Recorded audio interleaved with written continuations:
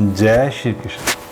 आज हम पढ़ेंगे श्री गर्ग संहिता के गोलोक खंड का 9वां अध्याय। इसमें गर्ग जी की आज्ञा से देवक का वसुदेव जी के साथ देवकी का विवाह करना, विदाई के समय आकाशवाणी सुनकर कंस का देवकी को मारने के लिए उद्यत होना और वसुदेव जी की शर्त पर उसे जीवित छोड़ना। जैसे मैंने आपको पहले ही बताया था कि इस संहिता में जो चर्चा हो रही है वो श्री नारद जी और राजा बहुलाशव के बीच में हो रही है। अब श्री नारद जी आगे क्या कह रहे हैं बहुलाशव से, राजा बहुलाशव से, वो सुनिए। श्री नारद जी कहते हैं, राजन, एक समय की बात है, श्रेष्ठ मथुरापुरी के परम सुंदर राजभवन में गर्ग जी पधारे। वे ज्योतिष शास्त्र के बड़े प्रामाणिक विद्वान थे।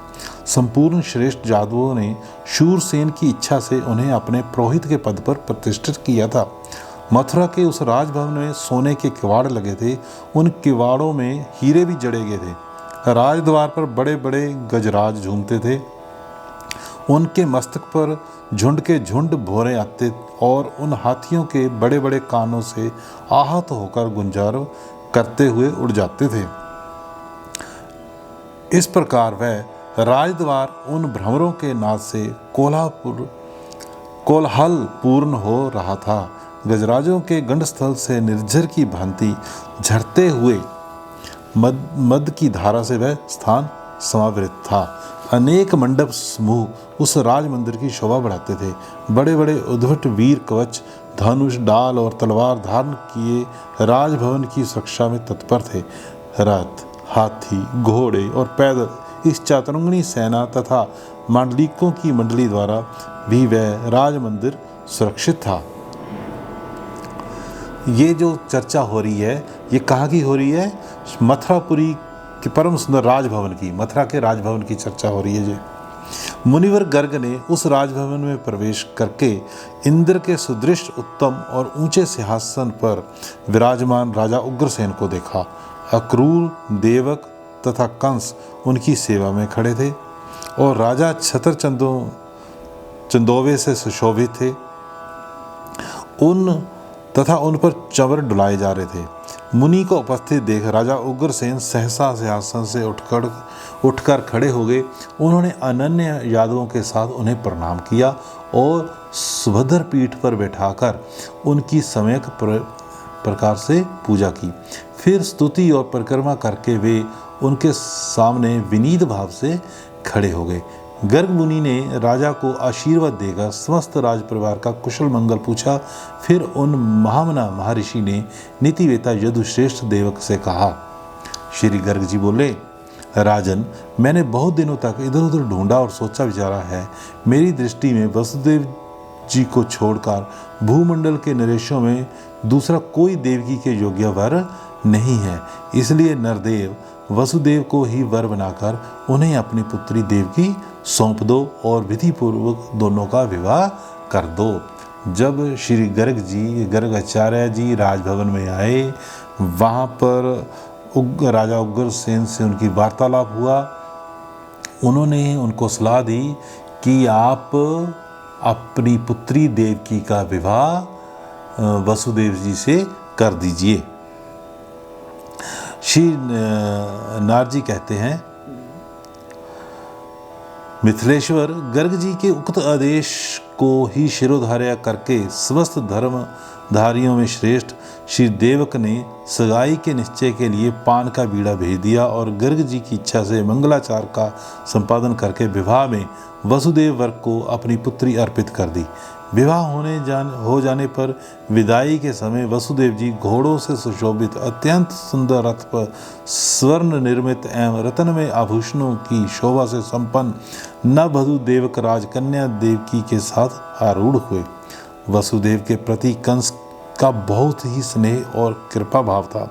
वे अपनी बहन का अत्यंत प्रिय करने के लिए चातुरंगिणी सेना के साथ आकर गमनोद्यत घोड़ों की वागडोर अपने हाथ में ले स्वयं रथ हाँकने लगा। उस समय देवक ने अपनी पुत्री के लिए उत्तम दहेज के रूप में 1000 दासियाँ, 10,000 हाथी, 10 लाख घोड़े, 1 लाख रथ और 2 लाख गौएं प्रदान की। उस विदा काल में भेरी, उत्तम मृदंग, गोमुख, धुंधरी, वीणा, ढोल और वेणु आदि वाद्यों का और साथ जाने वाले यादवों का महान कोलाहल हुआ। उस समय मंगल गीत गाए जा रहे थे और मंगल पाठ भी हो रहा था। उसी समय आकाशवाणी ने कंस को संबोधित करते हुए कहा, अरे मूर्ख कंस, घोड़ों की बागडोर हाथ में लेकर जिस रथ पे बैठाए लिए जा रहा है, इसी की 8वीं संतान अनायास ही तेरा वध कर डालेगी। तू इस बात को नहीं जानता। देखिए यहाँ पे उनको जो आकाशवाणी से जो है उसको कंस को डराया गया है। कंस सदा दुष्टों का ही साथ करता था। स्वभाव से ही वह अत्यंत दुष्ट था, खल था। लज्जा तो उसे छू नहीं गई थी। वह निर्दय होने के कारण बड़े भयंकर कर्म कर डालता था। उसने तीखी धार वाली तलवार हाथ में उठा ली, बहन के केश पकड़ लिए और उसे मारने का निश्चय कर लिया। उस समय बाजे वालों ने बाजे बंद कर दिए जो आगे थे।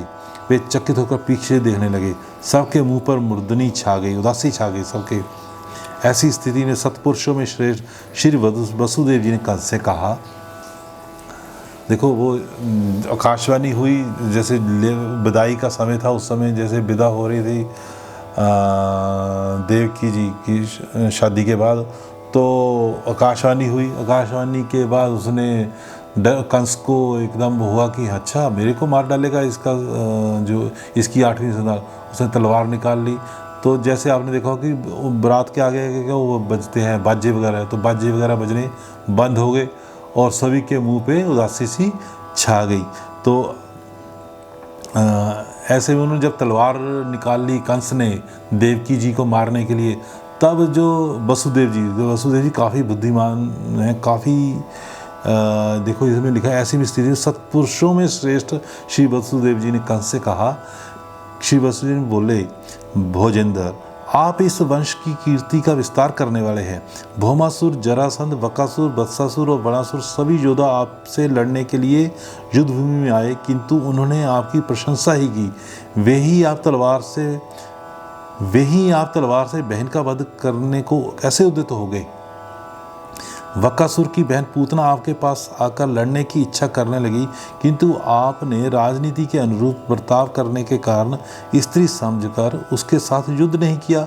उस समय शांति स्थापना के लिए आपने पूतना को बहन के तुल्य बनाकर छोड़ दिया।